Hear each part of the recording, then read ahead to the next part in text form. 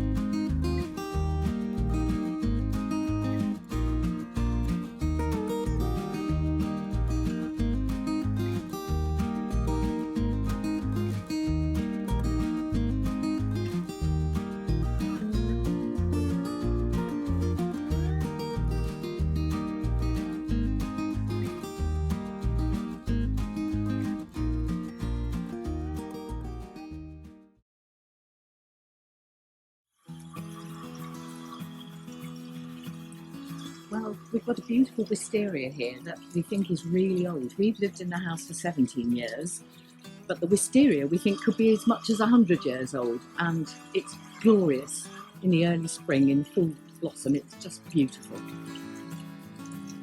We've got a little water feature here as well. The copper cascade used to be in the pond, but it always got bunged up sludge and everything. So we've recycled it and made it into a water feature by the patio, and it's very relaxing sitting, listening to that.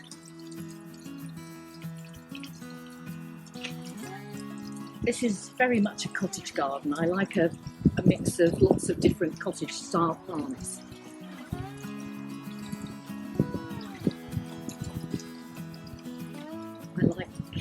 I like having different seating areas as well.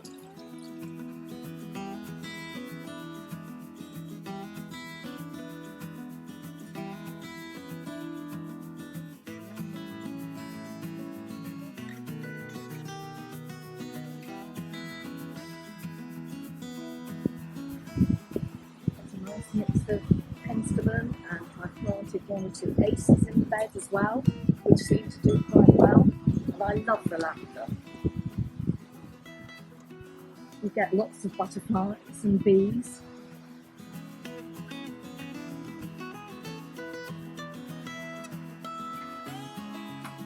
We get lots of birds in the garden as well, which is fabulous. We had some blue tits nesting in the nest box this spring. Had 2 lots of fledglings.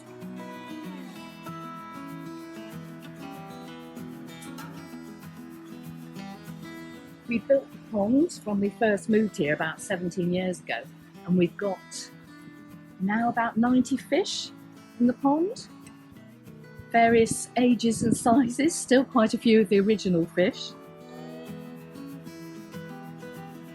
And it's very relaxing sitting on the bench by the pond, just watching the fish. Good way to unwind.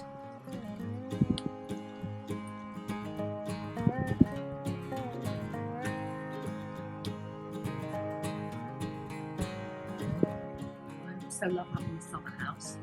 So I can sit in, play music, relax.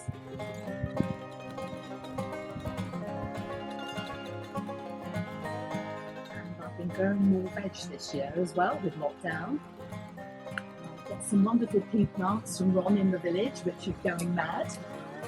And runner beans and French beans and courgettes, lettuces, beetroot. Really enjoying it.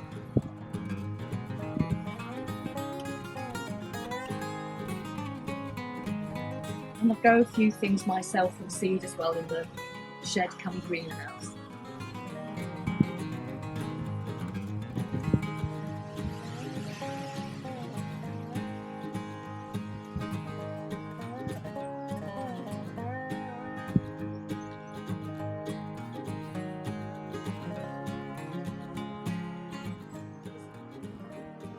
I just like having lots of colour and texture in the garden as much as I can. I think my one big nightmare though is trying to manage the bindweed involved with us. It's a bit of a pain, forever yanking it out. But otherwise I try and not use any chemicals in the garden. I like to do everything organically.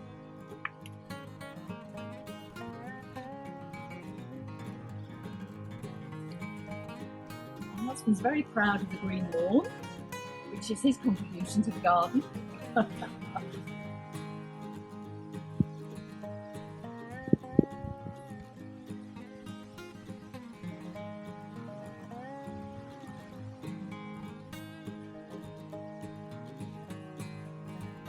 We had the garden redesigned last year with some new patio areas and everything, and we're really pleased with it. It looks fabulous. Got the levels sorted out, runner bins coming on nicely.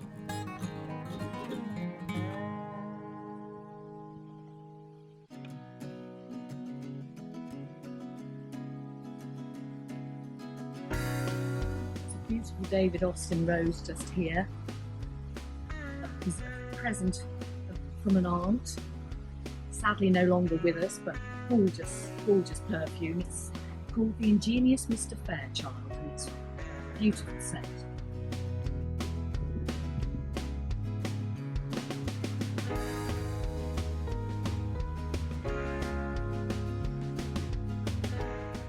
I think my daughter-in-law gave me a lovely present a few years ago, which I hang up in the kitchen. It's a little notice on the back door that says, "I don't have weeds, I have wild flowers," and I think that sums up my style of gardening very well.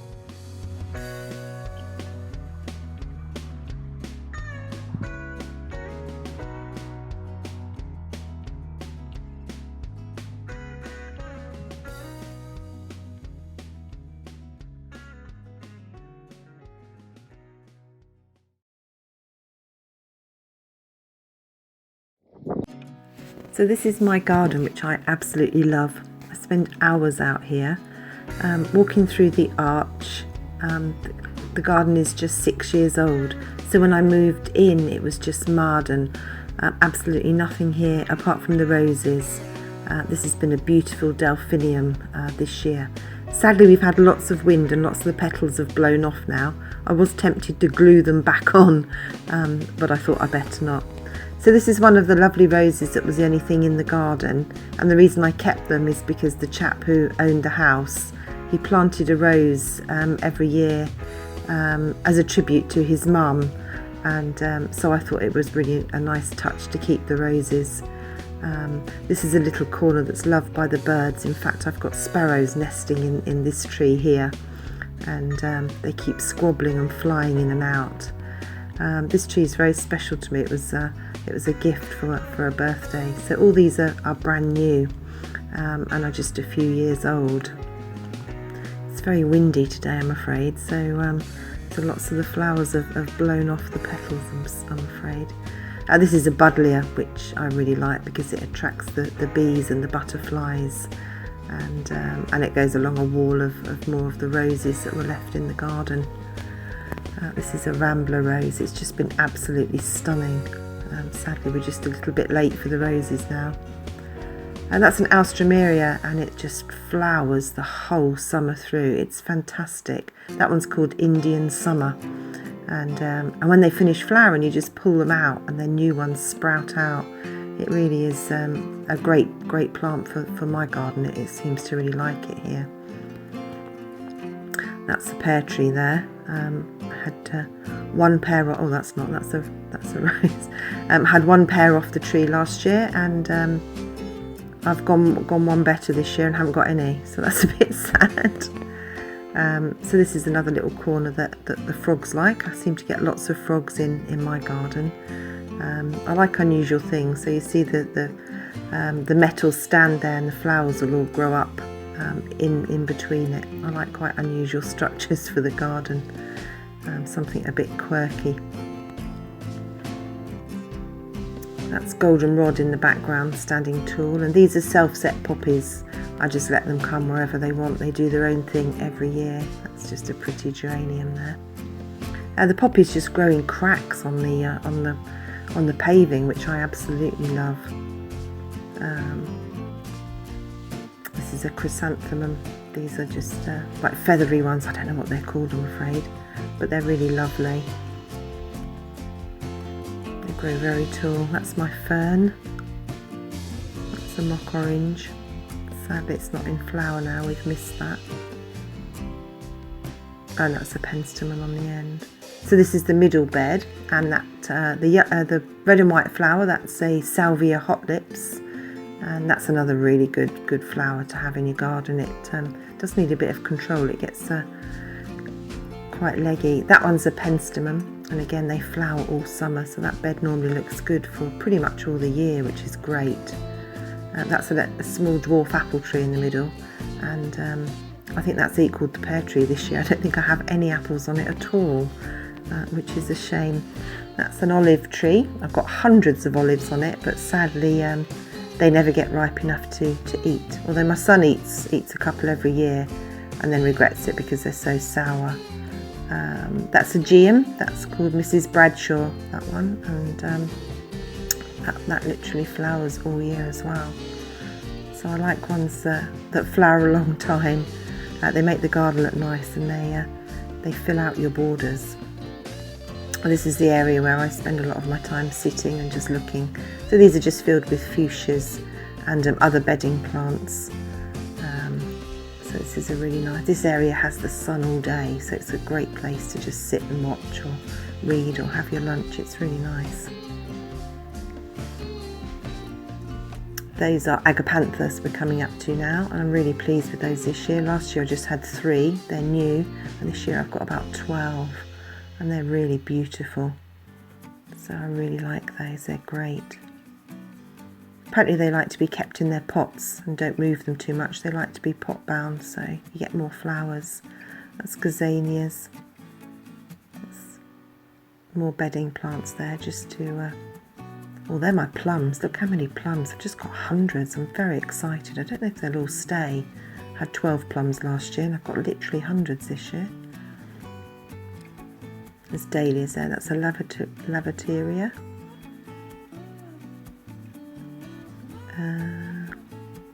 Oh, that's the head gardener actually.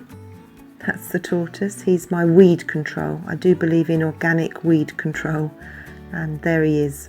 So he goes around and eats all my dandelions and bindweed. He loves bindweed. So some people will pull it all up, but I leave it for him. That's his little house. That's coreopsis there. That just grows in a crack of the patio. And those are the poppies. They're just self-sets, but I let them go wherever they want. That's finished, unfortunately. That was an azalea, which was beautiful. It's an acer in the background you can see there, which is a lovely tree.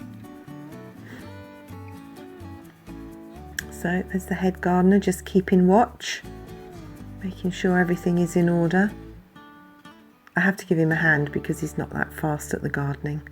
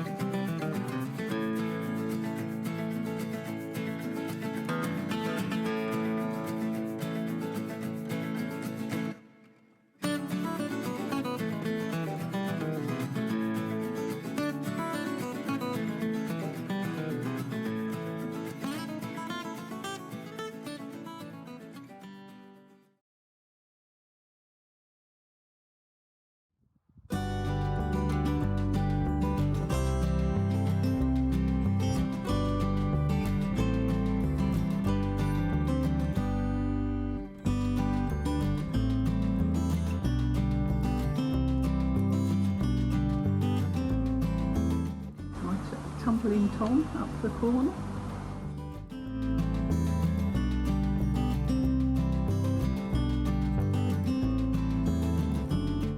There's 6 plants in that hanging basket.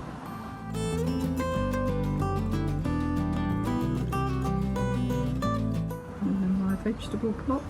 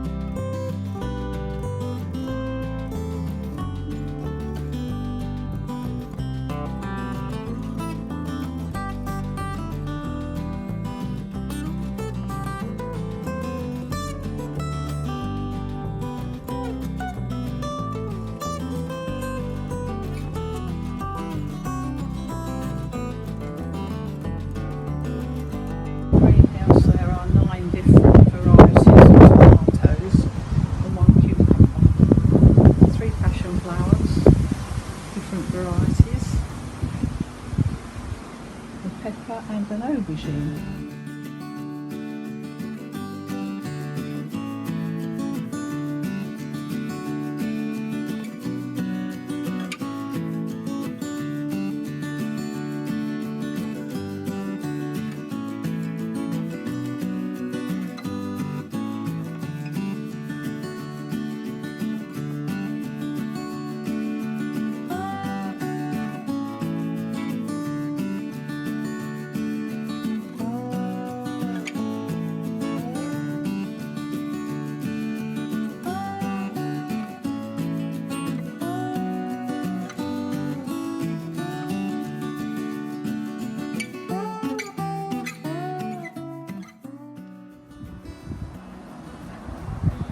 My pet worms.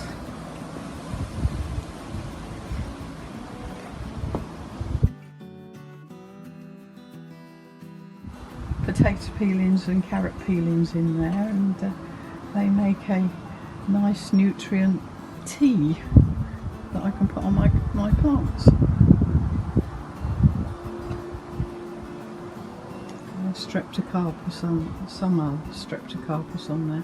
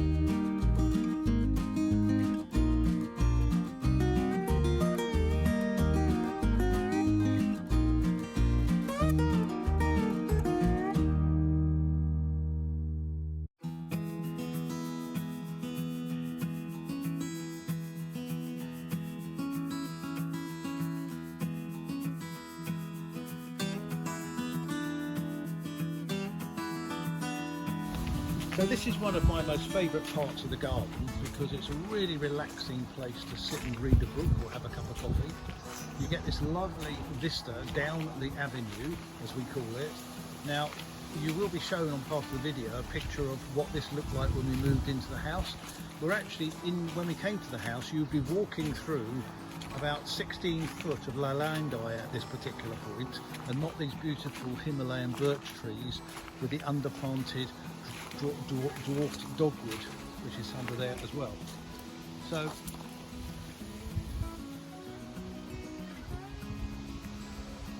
at the far end there is an urn which is just getting a little bit overgrown now, which is just part of the kind of vista point as you look down the avenue.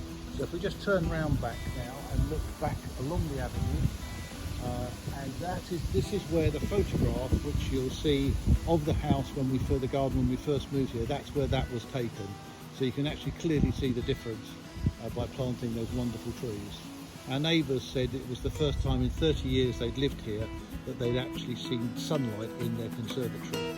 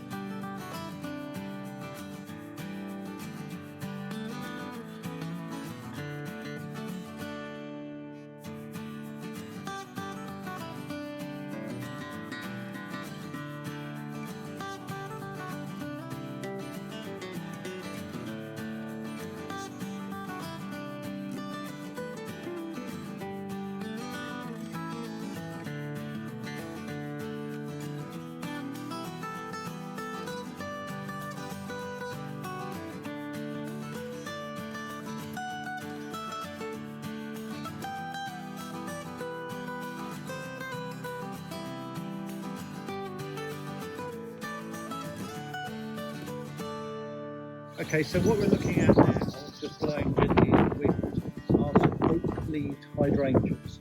Now we've always struggled with finding bushes to work in this particular part of the garden because it's very dry and very shady and doesn't get a lot of rain.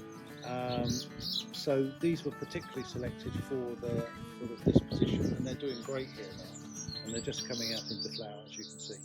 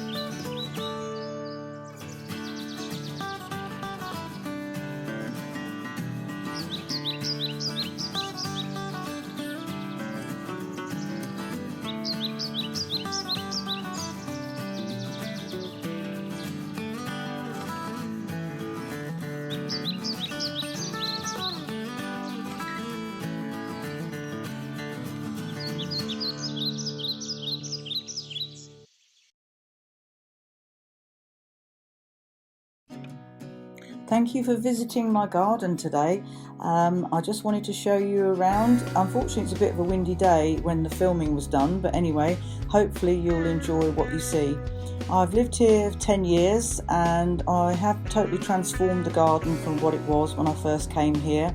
I love lots of colour, as you can see, mixtures of pinks everywhere, and I've got lots of lemons and oranges.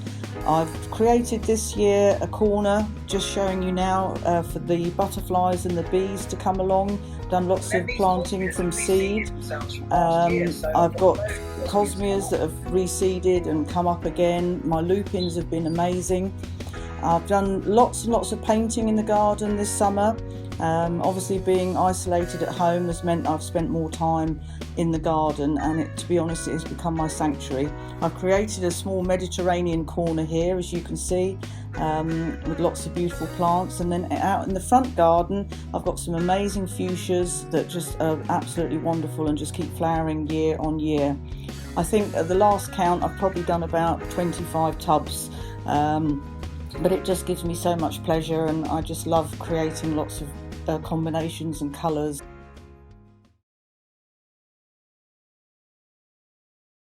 Hiya and welcome to our garden, which when we moved here in 1990 was completely overgrown. This loganberry was the only original plant we kept, and it gives us super crop every year. In February, when we realised we were facing an unusual year with a prolonged time at home in the spring, we decided to grow a lot of vegetables. Just before lockdown we bought seeds and compost, but completely forgot to buy bean poles. Step in my mum with the brilliant idea to use our old step ladders instead. Go mum, obviously the brains in the family.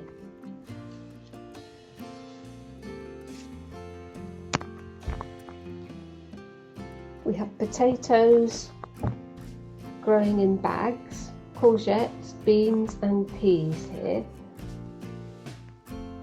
and some lettuces.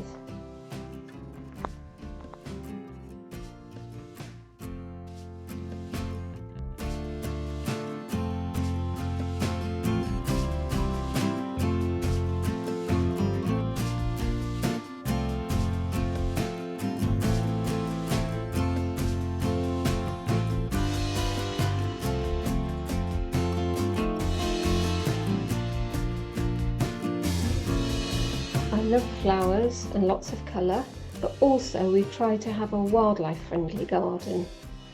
Hearing a rustling by my feet as I weeded near the pond one day, I looked down to see a rather large grass snake slithering by.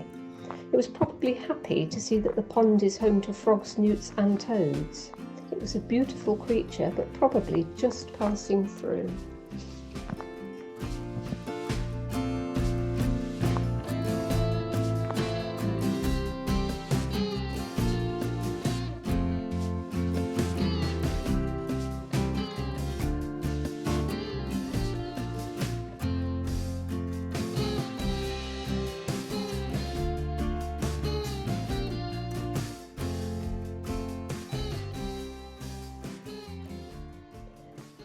This corner gets the morning sun, so the beautiful weather during lockdown meant we had our breakfast here most mornings, accompanied by friendly blackbirds who know we will feed them sultanas.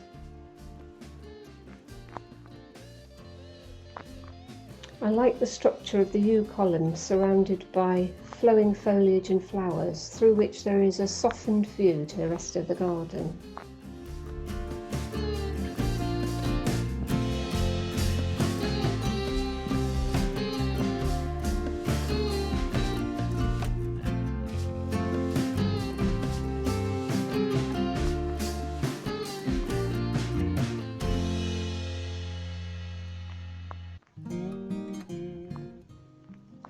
Birds have been busy building nests in various parts of the garden, including a blackbird nesting in the clematis here.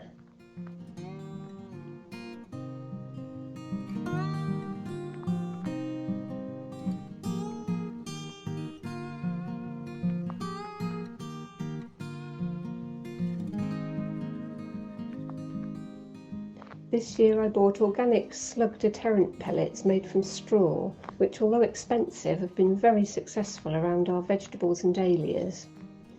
Watching the thrushes breaking open snail shells means that they are happy about it too.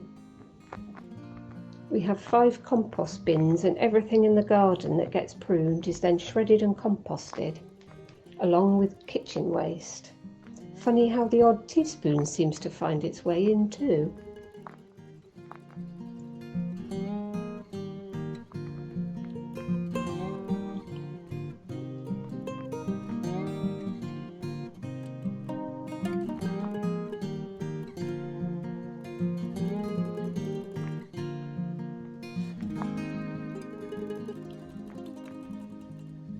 The garden is south facing, so this is the perfect area to while away a lazy day in the sunshine.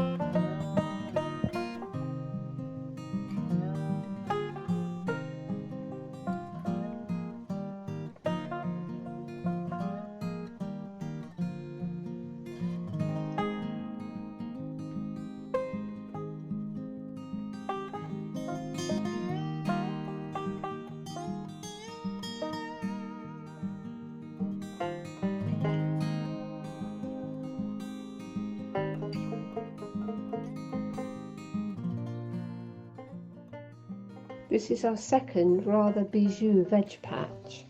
It's only 6 by 4 metres, but we've managed to cram in peas, carrots, parsnips, onions.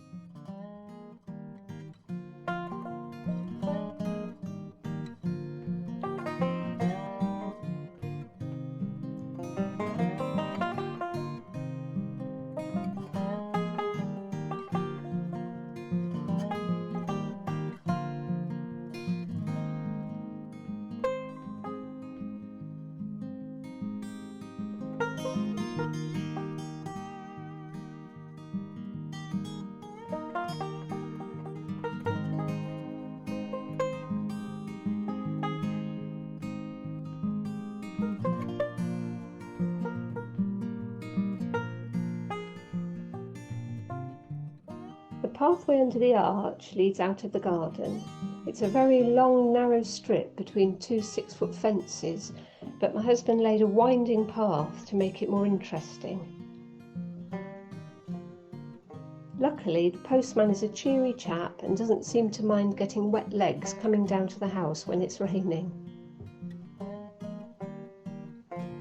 Thanks for visiting us, and enjoy the rest of the gardens.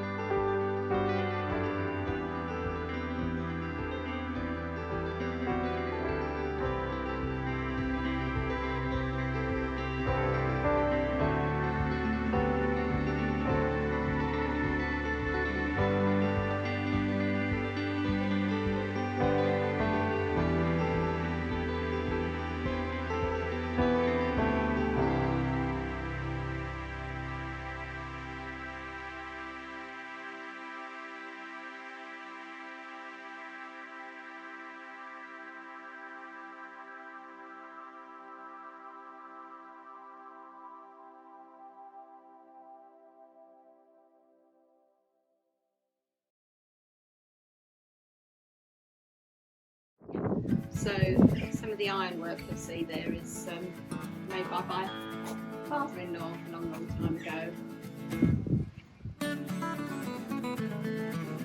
Just a little collection of succulents. Try and put as much on these walls to try and make them look better.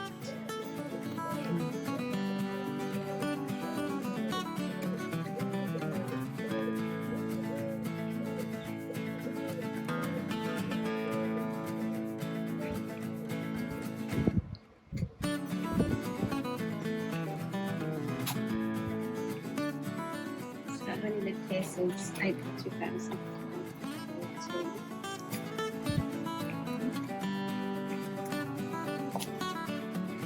Came from a garden that was half an acre and tried to put it all into this little postage stamp.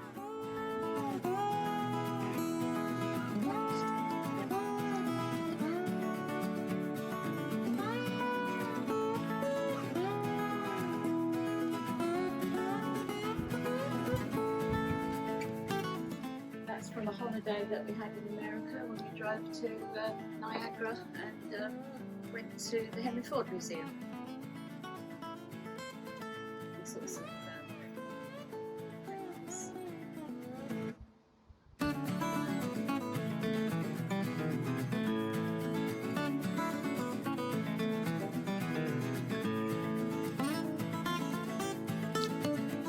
Those are Ron's flowers. Thank him for those. The garden wasn't like this when I arrived. It was very smart. Just a couple of strips of plants going down the sides, but I wanted to have more colour, so I started digging.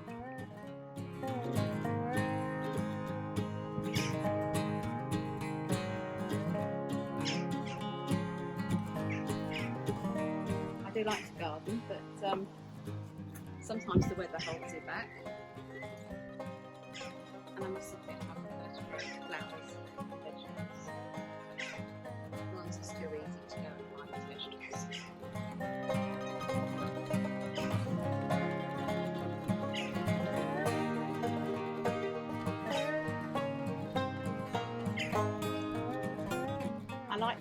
I like to have different kinds of leaves in the garden as well as the flowers.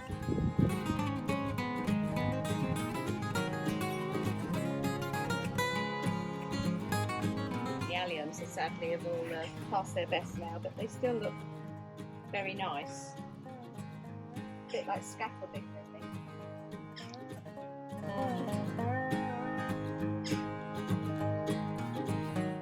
Pretty Alstromerian there, the orange with the variegated leaves. I only put that in last year.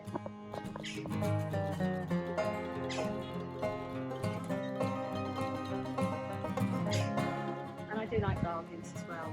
I like to go to the garden centres, go to the clearance department. If you give the plants a little bit of love, they often come back.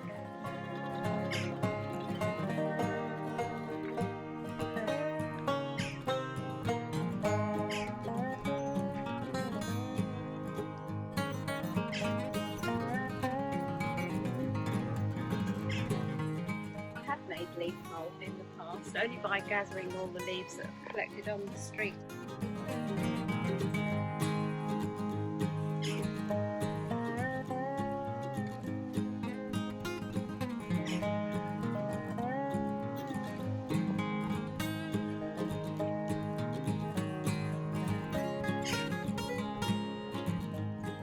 Grasses can be very nice too, as you can see, the seeds that are falling down at the bottom of the stems.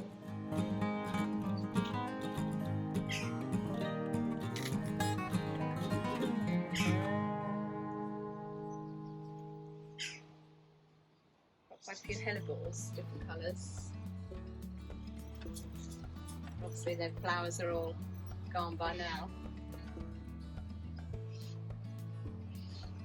And that's Cosmos. Dogwood. Which later on in the winter would just be lots of red spikes. All the leaves. The poppies, the flowers have gone, but seed heads are attractive really. hydrangea is just about to come into blossom, so that'll be a massive pink soon. Yes, the B&B sign was when I lived in Essex. We had a bed and breakfast, so the sign had to come with me. Haven't had anybody take up an offer of sleeping in the shed yet, so there's plenty of time.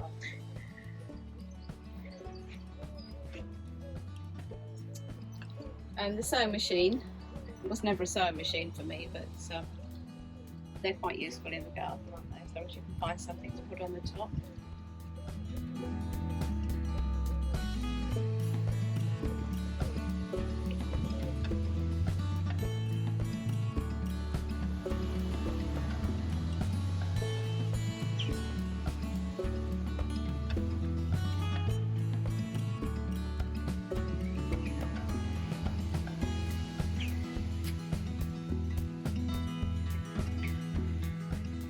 Tiny little fuchsia on here, like little raindrops.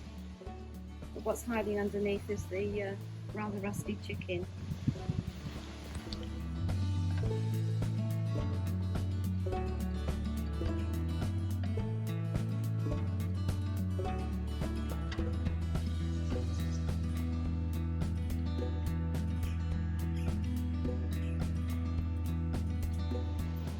And at the back there you've got some red Fenstanton.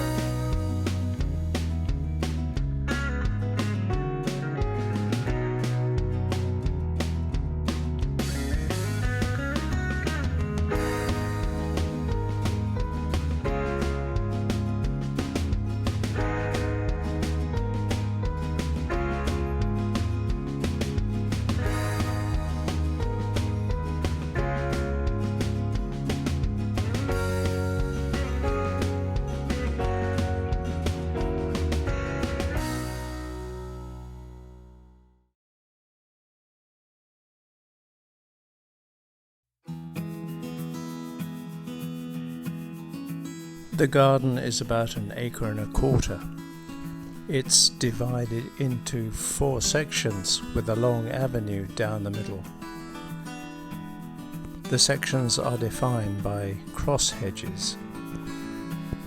This section, which is furthest from the house, we call the spinney section.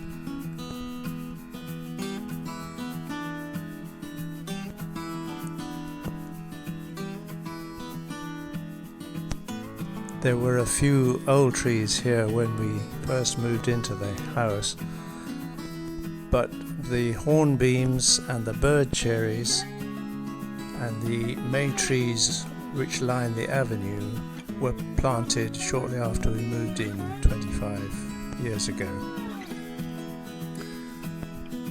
Underneath there are snowdrops, primroses, violets, bluebells and red campions, which give a succession of flowers in late winter and early spring.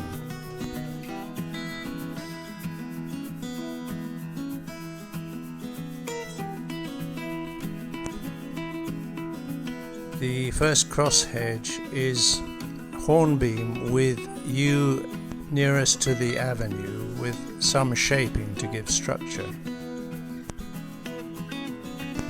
And then we move into the orchard section, which has ornamental cherries mostly lining the avenue. On one side, the fruit trees have been planted within the last 25 years, except for this cherry plum tree which preceded our acquisition of the garden.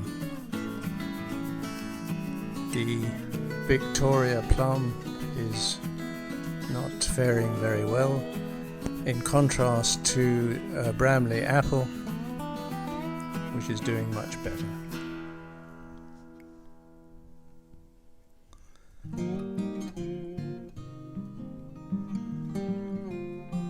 A quince tree, golden and purple plums and a Cambridge gauge tree make up the complement on this side, and on the other side it's mainly apple trees, including some cider apple varieties.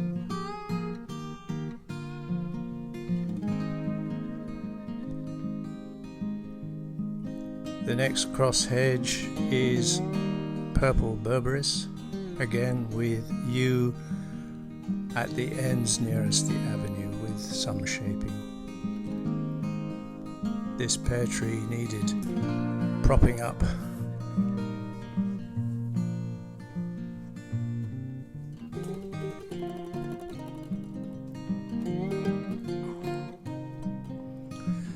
The next section includes the fruit and vegetable garden. The cage has raspberries, blackcurrants, blackberries and some brassicas which need protection from the birds. The vegetable patch has been rejigged recently.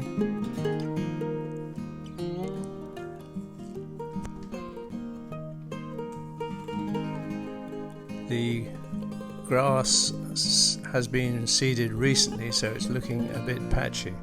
But otherwise we have the usual courgette, leeks, onions, beans and beetroot and some Swiss chard with the courgettes. The parterre was started in the early noughties. The tree in the centre is a ginkgo underplanted with lavender. The outer hedge is yew, and the inner hedges, the small inner hedges surrounding the planting areas are box. There are some golden yew obelisks in each of the 4 corners.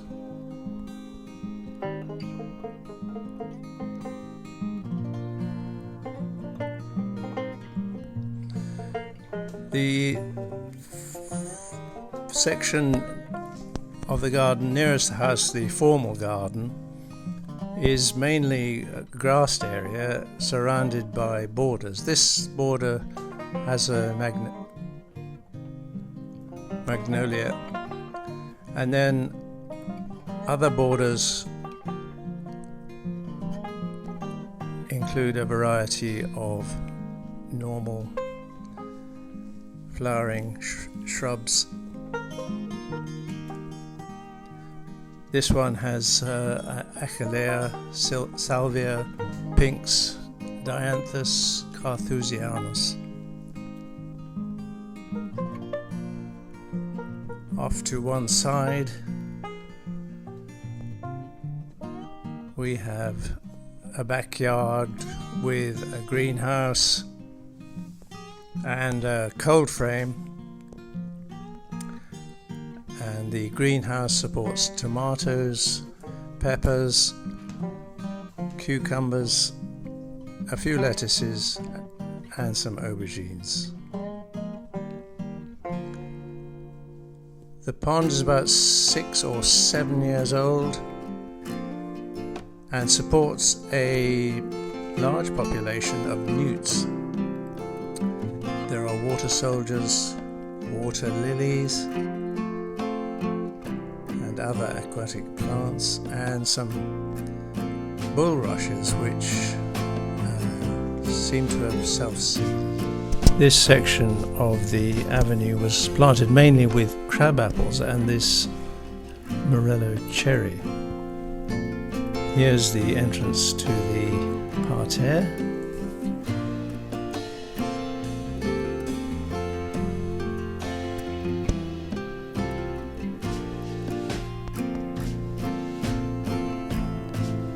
Sadly, we lost one or two of the crab apples and have had to replace them. The cross hedge nearest to the house consists mainly of Lonicera nitida, with again yew at the ends nearest the avenue.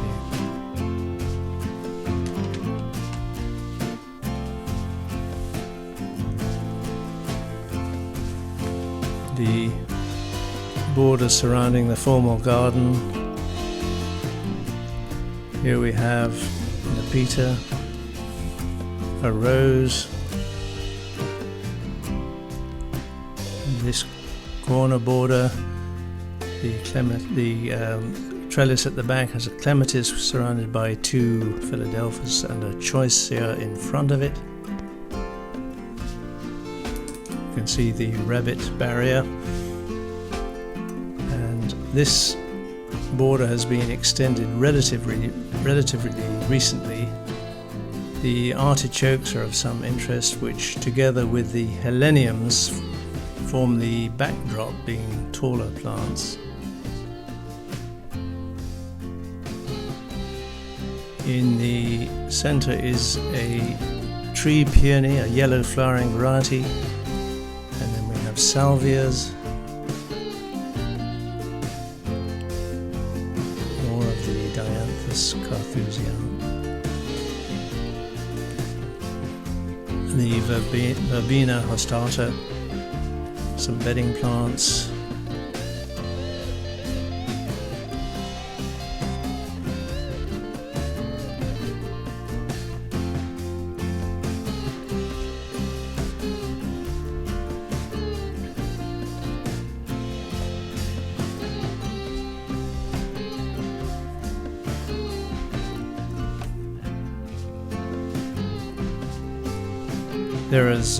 there are some hazels which are at the back of that border also, which are pollarded alternately. Achillea, Acanthus, and a Rosa glauca, and the foxgloves, which do well in the more shady areas of the border.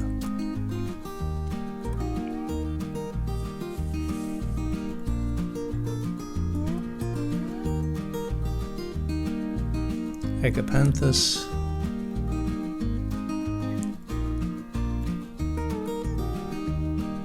gala.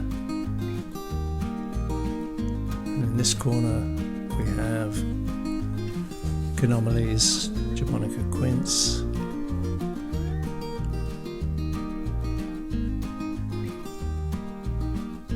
and then Senecio, more Achillea under the yew tree with some lamb's ears and succulents which just about survive in the dried out soil under the yew tree. More foxgloves doing well under the shade of this mature holly tree.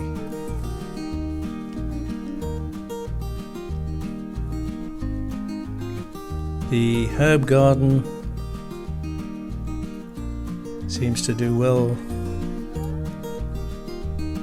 Chives, mint, various varieties, sage, rosemary, and an ornamental azalea surrounded by erigeron. This eryngium came from nowhere.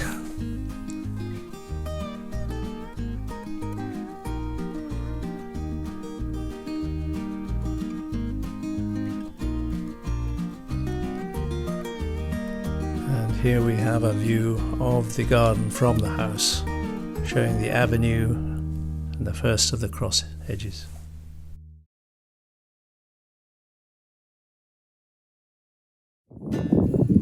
So how long have you lived here? 7 years, but there was nothing in the garden when we arrived apart from the basic rockery.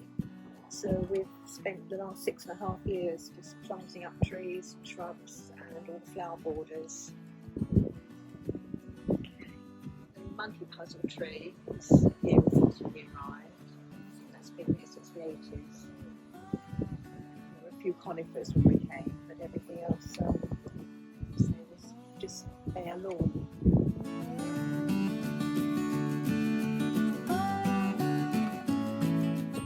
Quite a lot of hostas, which we're waiting to come into bloom, and the agapanthus are all due to come out soon.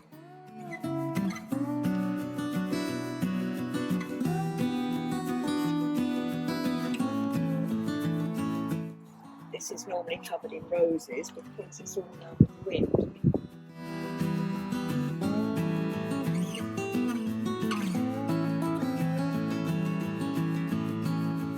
I'm very lucky with the oleander. They're normally kept inside, but because of our mild winters now, they've been blooming. And I don't put them in any longer, I just leave them out.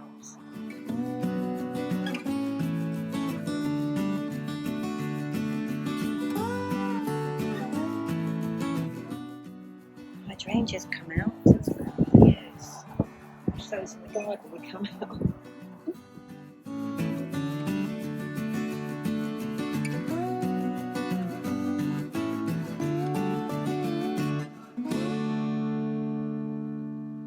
This area was all conifers when we came, so we took them all out and replanted it.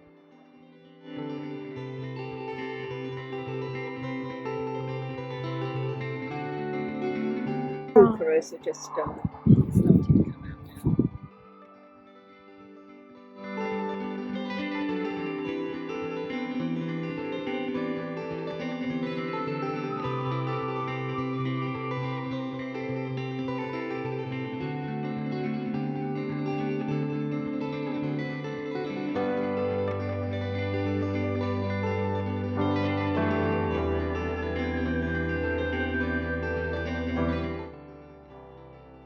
These trees we've brought with us, they're cherry trees, they look lovely in the spring.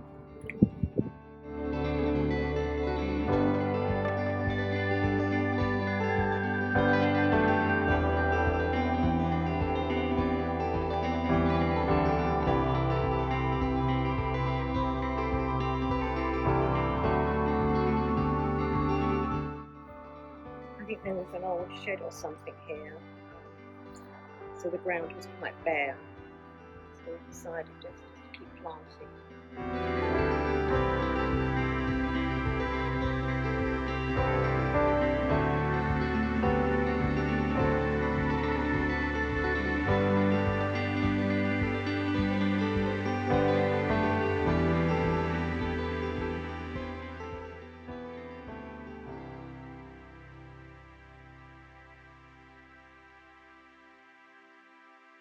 So this was grass just up to the fence.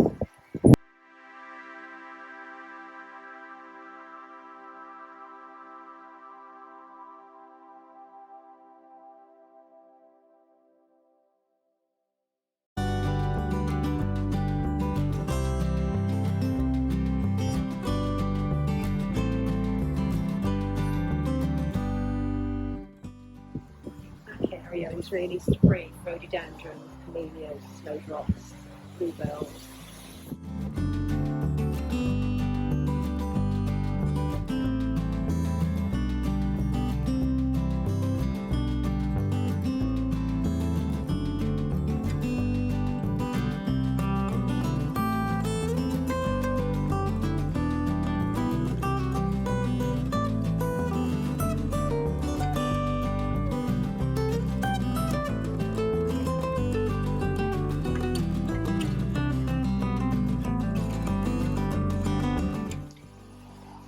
My husband took down an old tree and he thought it would be effective to put it on the arch, which I don't like very much.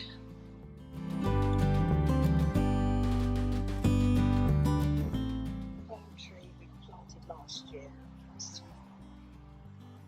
Seems to have taken okay. So I'm hoping that will get some height soon.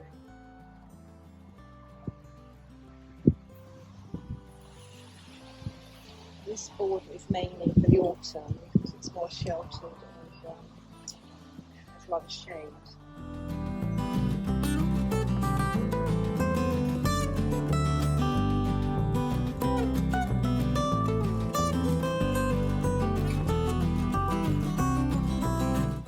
There's about 3 or 4 tree peonies along here, which are nice in the spring.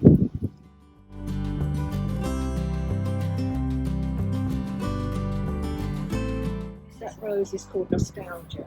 That's pretty. It has lovely perfume.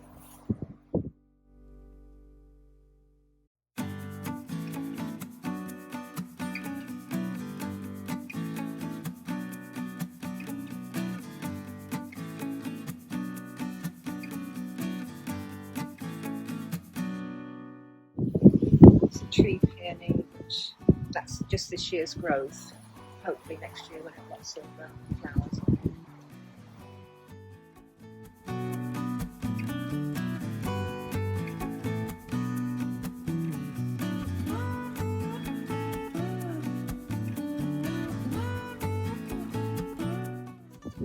The black elder keeps breaking off in the wind. A bit untidy at the moment.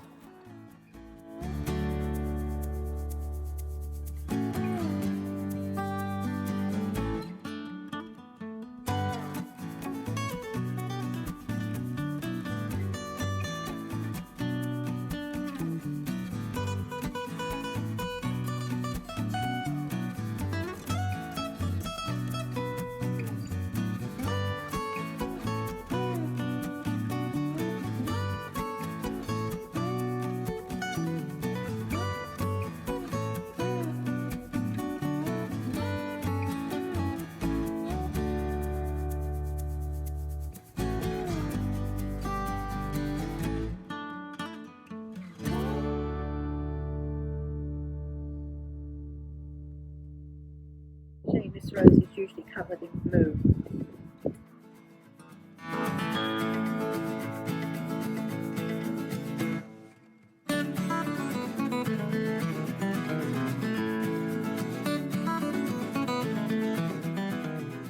Try to keep this border with soft colours.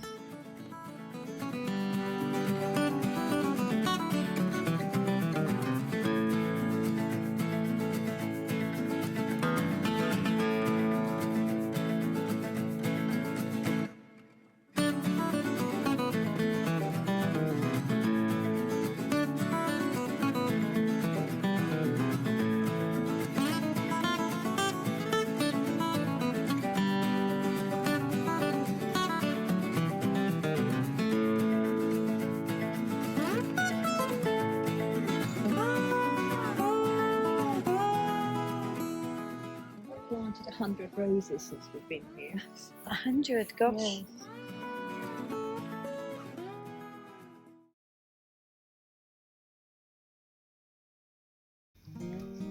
Yes. This is our start of our garden tour.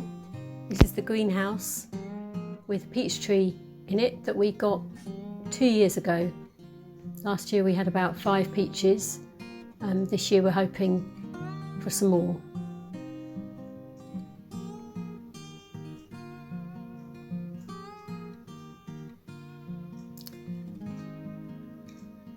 You can see our tomatoes that we always have outside the greenhouse there, which are going quite well. Then on to our lemon tree, which we've had several years now, but we've not yet had any lemons from it. Maybe one year we will.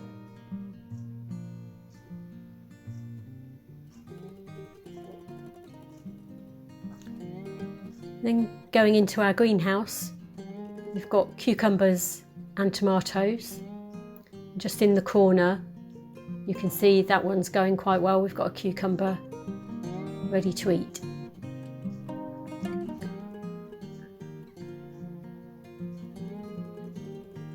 The tomatoes there are sun gold.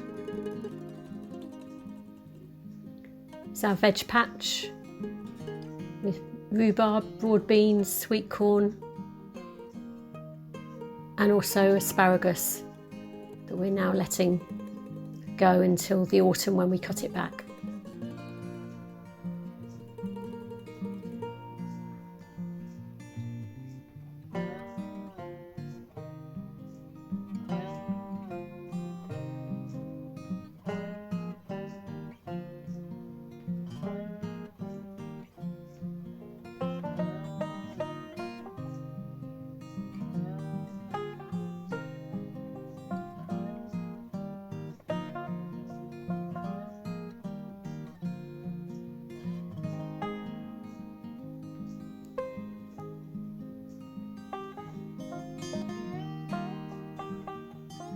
You see we've got some more tomatoes outside as well. And then green beans and French beans and runner beans.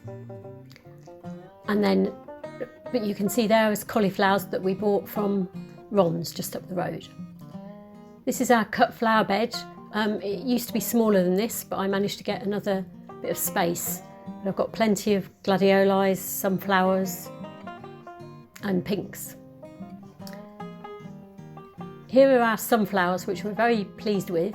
We've got some others, but these are the tallest. The tallest one looks to be about just over 8 foot. So we're waiting to see the flower come quite soon now, I think.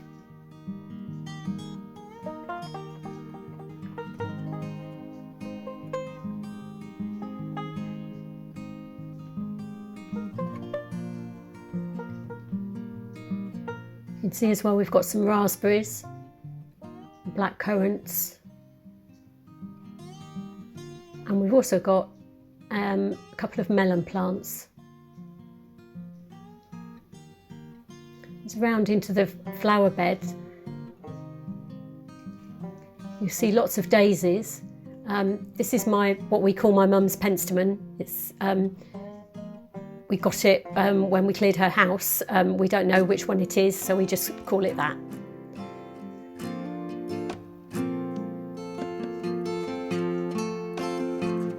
We see in the garden as well a number of cannas. We really like those, and they're quite easy to split. So we've tried putting them around the garden. We will take them up again in the winter, because we did try that last year and they survived, but they weren't very happy.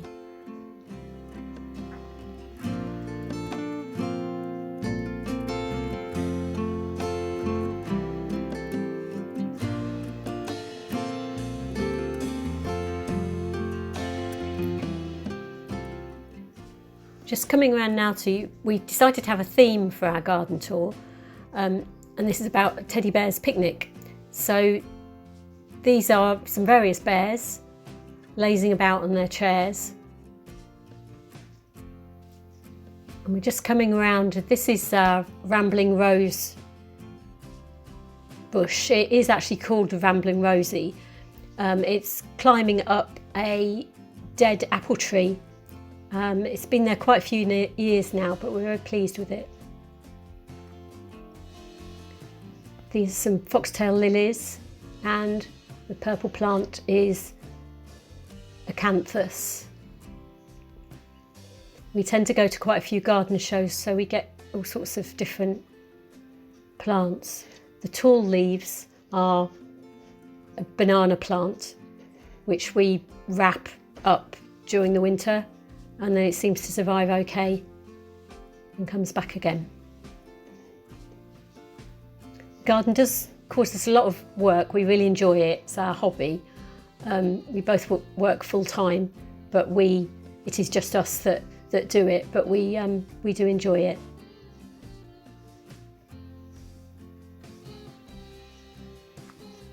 You see it's all got a little bit battered in the wind today, but we like all sorts of plants, so we call it more of a cottage garden, I think.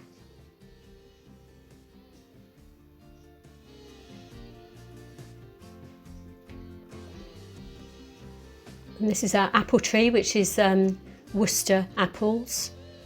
Last year we did very well with that. This is conifer bed. It's a kind of raised bed, which we decided to try, and it's gone really, really well. We did have some heathers in it. We've still got a few, but the conifers have gone so well that it's really covering the bed up. But it's very nice because you don't really have to do anything with it.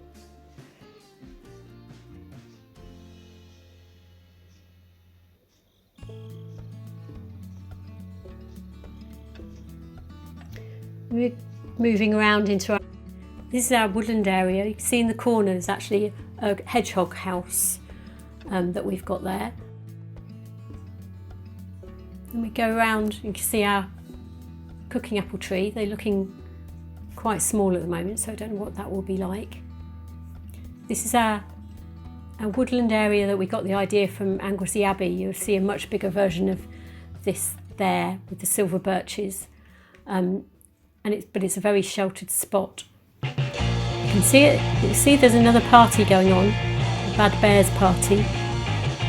And to the left you can see the hedgehog house again.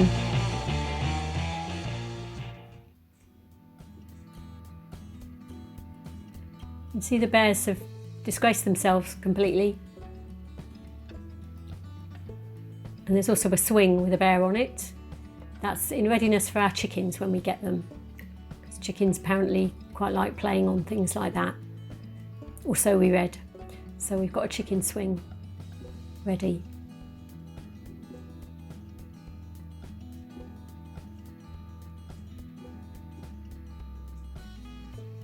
This is my husband's favourite spot in the garden to sit in an evening.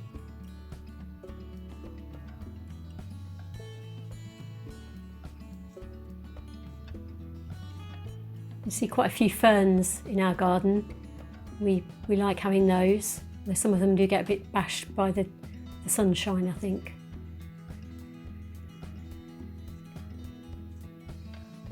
There are more of our cannas. These are called Durban. It's our pond. You can see the heron, hopefully deterrent, around it. We've got a couple of koi, some golden orf, and a couple of shabunkins in there.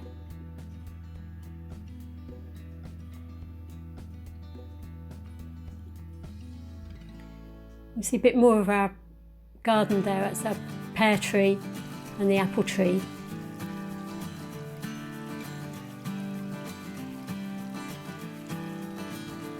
There's some of our baskets and our pots. We do like doing lots of those, and our herb bed.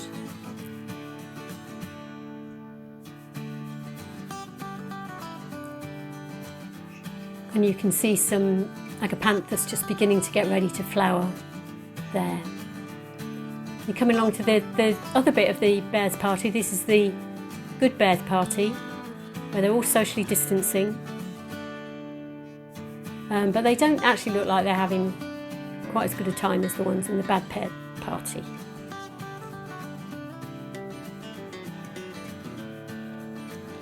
but they look a bit more sheltered there. You can see a wider bit of our garden there.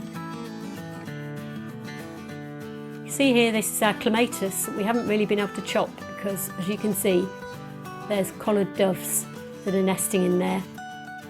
I don't think they'll be there much longer.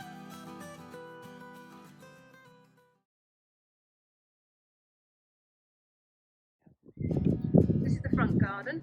It's south facing, so we decided to make good use of it and grow some vegetables, like growing vegetables. We planted the hedge from nothing, it was tiny little sticks, the year after we moved in about 9 years ago. And now it's a big hornbeam hedge. Now we've got 3 raised beds out the front with everything from courgettes. So these are flower sprouts actually, which are a cross between kale and Brussels sprouts. It doesn't like Brussels sprouts, they're a bit milder, so, and they look pretty as well. We've got climbing French beans and dwarf French beans, and 1 or 2 peas. And then over in the third one we've got sweet corn, obviously, lots there. We've filled in the rest with salad leaves, so salad bowl lettuce and Swiss chard, coloured Swiss chard. And we head round the corner, we've got hanging baskets in the way. I always grow cherry tomatoes in hanging baskets.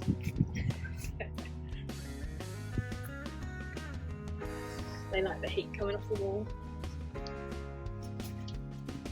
These are perpetual sweet peas, which actually self-seeded themselves there, but we like them, so we left them there. Perennial sweet peas, rather.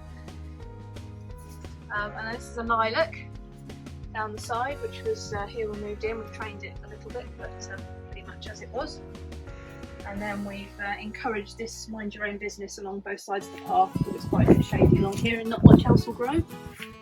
And then we kind of come round the corner into the back garden, and we've got a very large established magnolia that looks lovely in the springtime.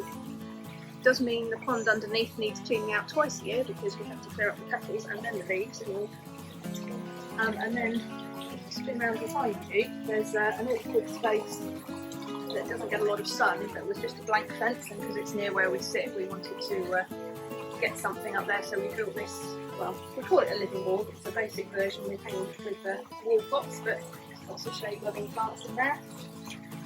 And then we've got kind of this woody area underneath the magnolia. So that's mainly ferns. I love ferns. And we have wild garlic in the spring, which I used to cook with.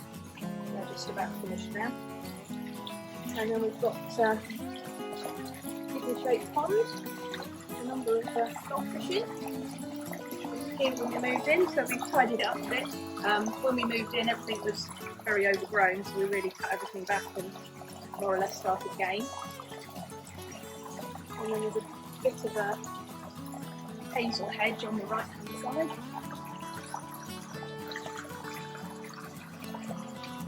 We always fight the squirrels to get to the hazelnuts first, and we normally lose. So we put this little arch in and this island bed to hide the fact we've got a small greenhouse tucked around the corner.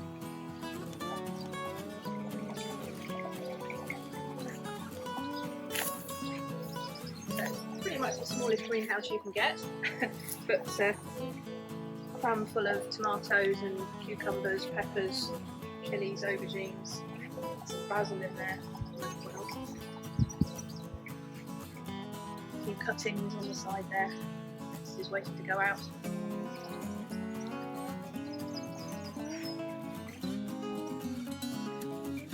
The cucumbers are doing really well this year. All the sun they like. And we've got a bit of a herb bed in the front there, which I use for cooking. It's all going to seed a bit now, but all very useful. And we've got a few salad things at the back there. And then 2 more raised beds, so the one at the back has got potatoes in it. We only grow new potatoes in limited space. And then we've got a couple of butternut squashes coming, and those are actually blueberries in the surrounded by wicker there at the back.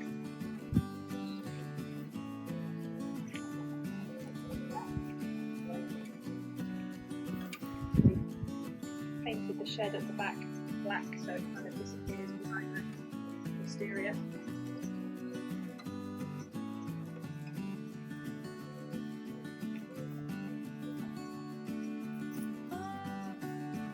bit of a wildlife area in the corner there. We've had some leftover tiles, so we've built it into a bit of a pub hotel and some logs around the floor. It's got some insects over the winter.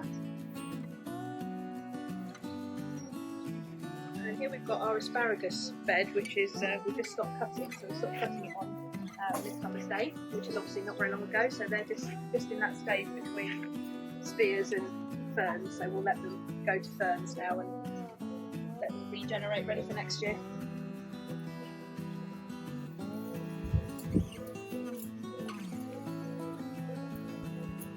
So the fence at the back is a natural woven hazel fence. So we had someone come in and weave that from the ground up. And that bamboo has been, well, it was in the front garden when we moved in. That's one of the few plants we kept when we moved. That's been there, it's been probably 8 years now. Seems quite like it there. We've got a little patio at the back as well that gets the evening sun, so you can sit out there with a glass of wine.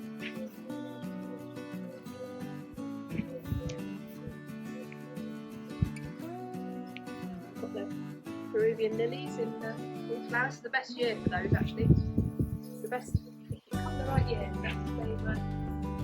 They've been a bit weak and floppy in previous years, but they've done really well this year. I think the extra sun's really helped them.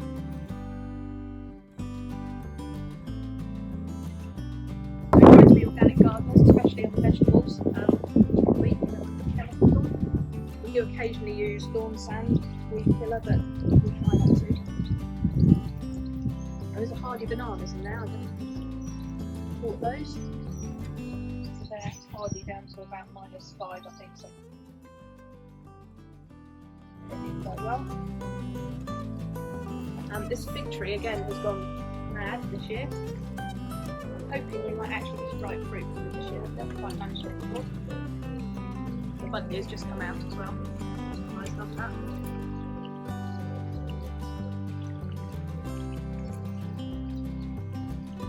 Wildlife area in the corner, so we've deliberately left some nettles at the back there. We do know they're there, but caterpillars love them, so we try to encourage butterflies. And there's a very small pond in there as well, which the frogs like. So this yucca's flowering this year. It looks amazing in twilight. It's really kind of luminous. So this was just one single shape of plant when we moved in, but it obviously likes it here. It's quite big now. So just be careful when weeding around it though, because the twigs are quite leafy.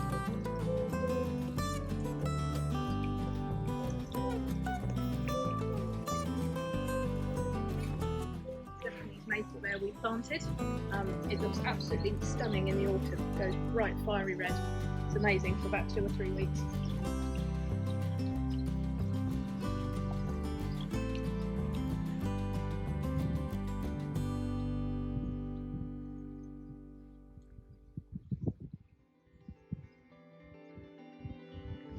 Just missed the peonies, unfortunately. We had lots of those a couple of weeks ago.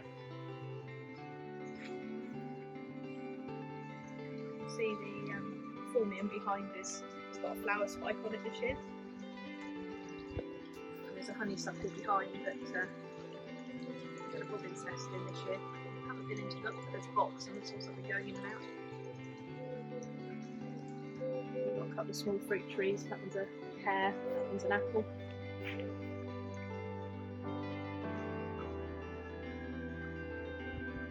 Black elder in the background just to break up the green a bit.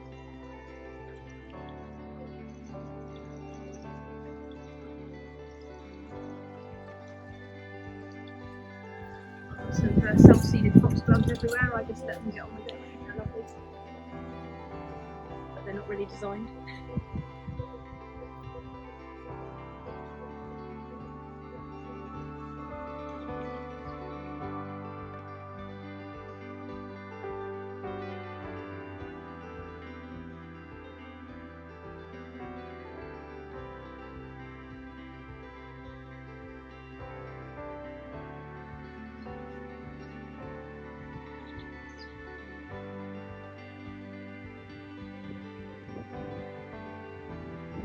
This bed in the corner is a new one this year. We made a few changes to the patio and put a little covered veranda on the back of the house, so that created that bed. few ferns in there and a white hydrangea.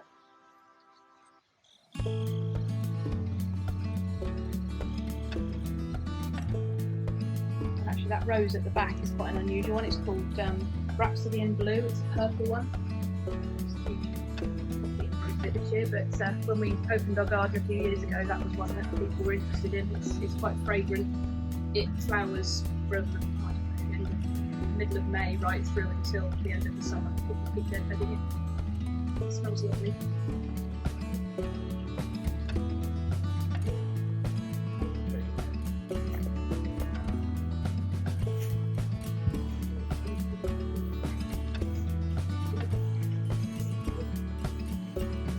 Clematis growing through the apple tree. So the apple trees are very old. I think they date back to when the house was built in the 50s. This one is a Lord Lambourne. We've had it identified once upon a time, and the one at the back of the garden is a an Allington Pippin, I think, which is apparently a traditional local variety, but it's not all that tasty. This one's much better than the Lambourne. And then we've got clematis growing through there. I think it's called red cardinal or something like that.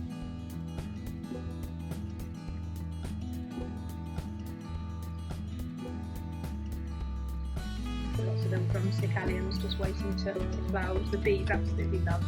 People tend to flop over a little, but the bees love them.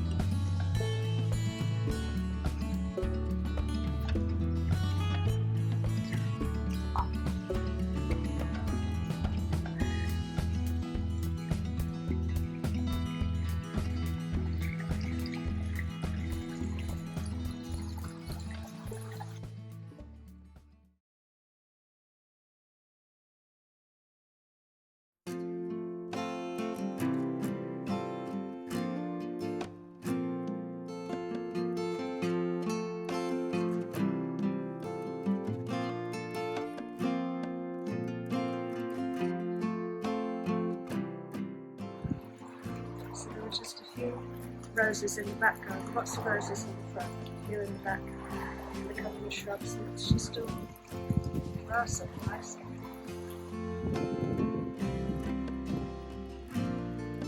Probably the best feature is the pond because it's so big. There's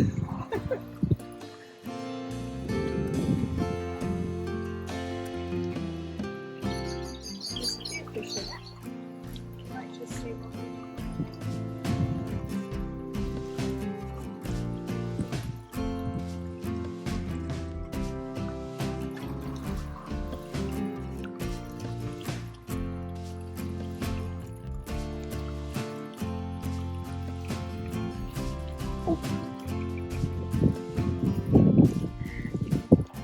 And then I put herbs in the bits just out here so they near the kitchen.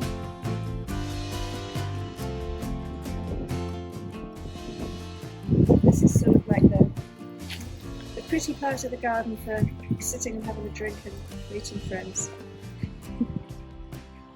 And I don't mind if things self-seed in the plaques because they look pretty too.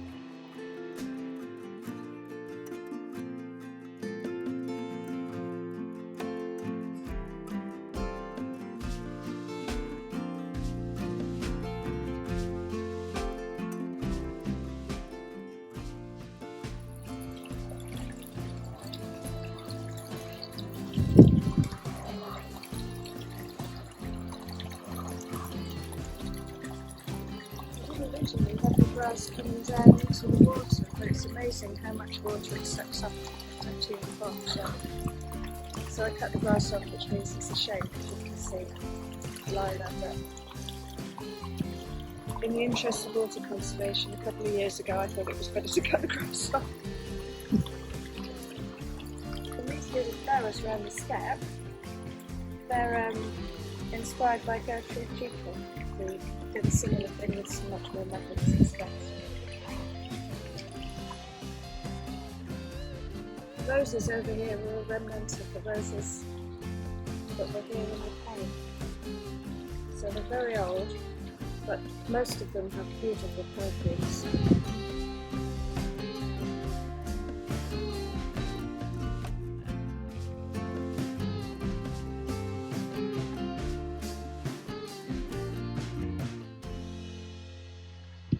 tree's a weeping ornamental pear that often gets cut in a nice neat shape, but it should be trimmed so that the branches that are sticking out get trimmed off and it leaves a lovely weeping shape. And then when it flowers, it looks beautiful. It does have tiny little flowers on it, but those will eat. And then I've got my autumn flowering cherry in memory of my mum and one of my dogs. Most of my dogs are in the garden.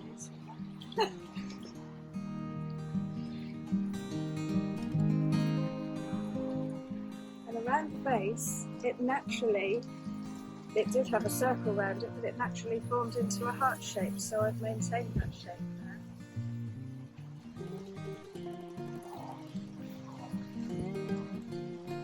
And the stone at the base reads, "This garden is a work of heart." Given to me by a very dear friend.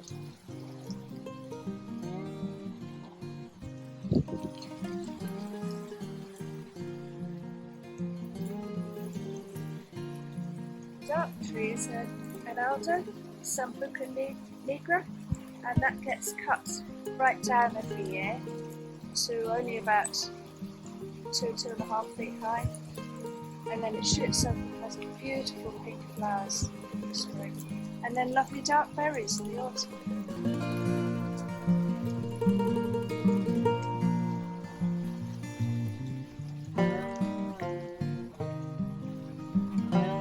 This is magnificent silk birch, which will probably get very big, but it's just gorgeous.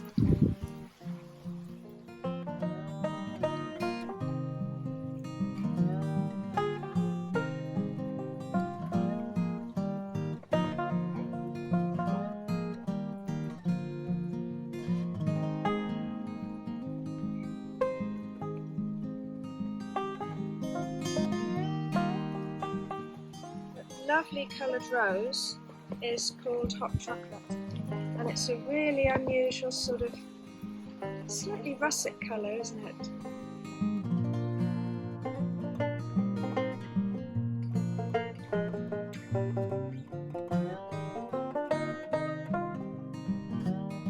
Where the little wall is, there used to be a row of conifers that I had taken down, and so the roots were still in there, and seemed like a good idea to put the little wall there.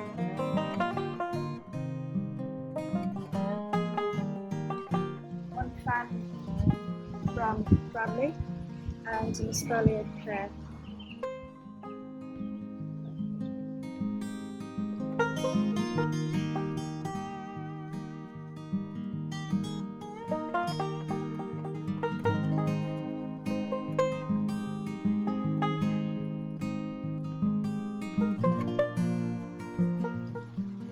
Vegetable plot with enough vegetables to keep me going for a few months.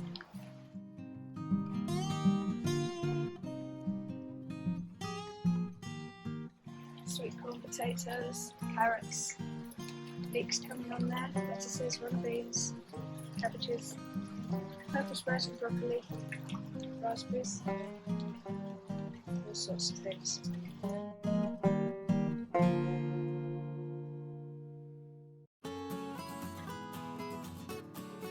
With all of the stuff that I have to cut back, I do my own compost. And so as the months progress, compost gets moved along to each bay to keep emptying the first bay so that I can keep putting rubbish in. And then it comes out the other end looking absolutely lovely. Auntie Dawn says to turn it once a month, and I think once every 2 months is enough for me.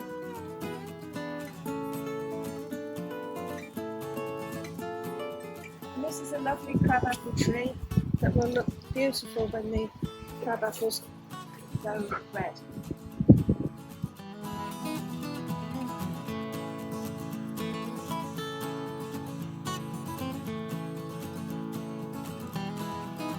That tree is planted in memory of my father because it's a crabapple called Gorgeous.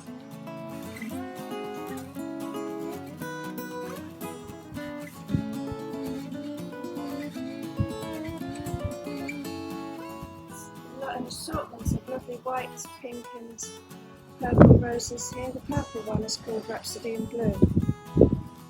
So at times it looks really lovely with all the different pinks and lilacs and whites. And the lilac rhododendron.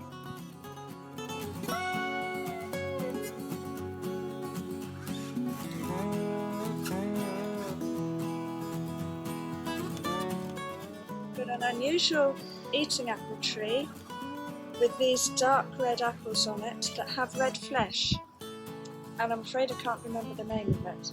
I think there's 2 or 3 that are like it, but it's really quite a shock when you cut into it and you don't see white apple. It's that same sort of maroony colour.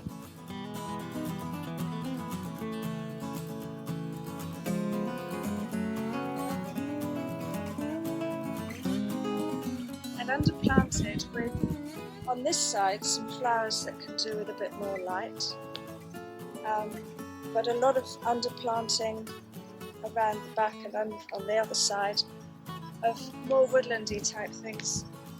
There's fulminarias and there's hellebores, hostas, brunera, Jack Frost, some lovely yellow loosestrife to lighten it up.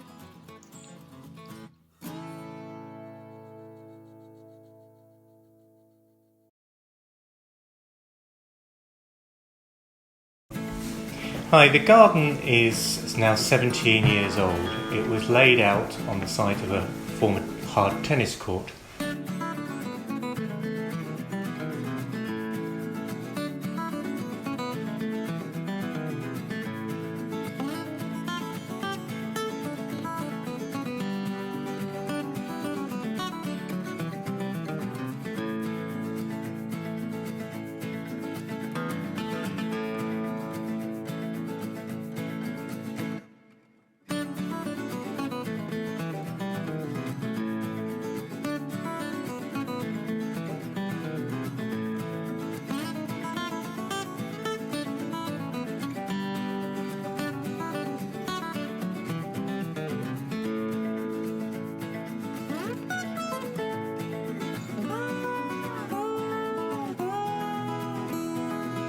Large herbaceous roses and climbing and rambling roses which partly dictated the garden, and the big hedges divide up the spaces.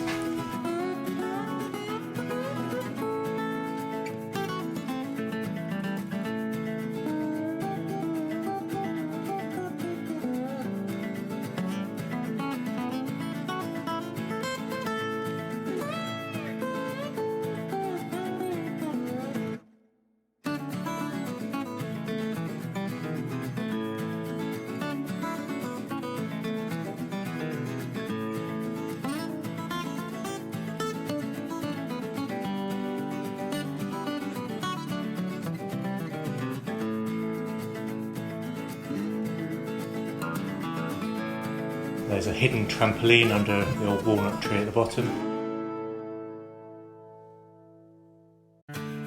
And the compost heaps and the back of house areas we've tucked into corners and things.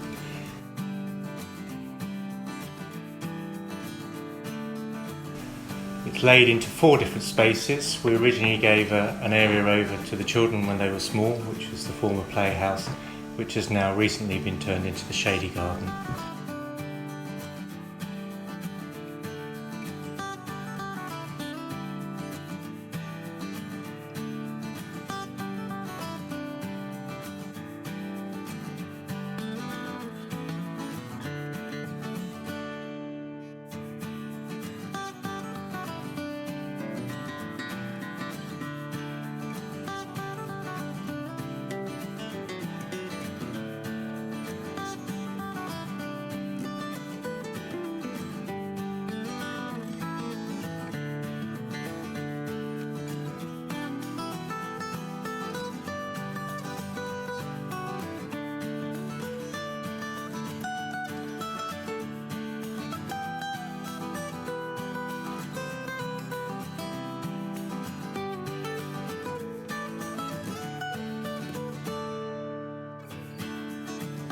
We love our pond and our deck, and that all relate to the garden and the views down the garden and take in the best of the sunshine.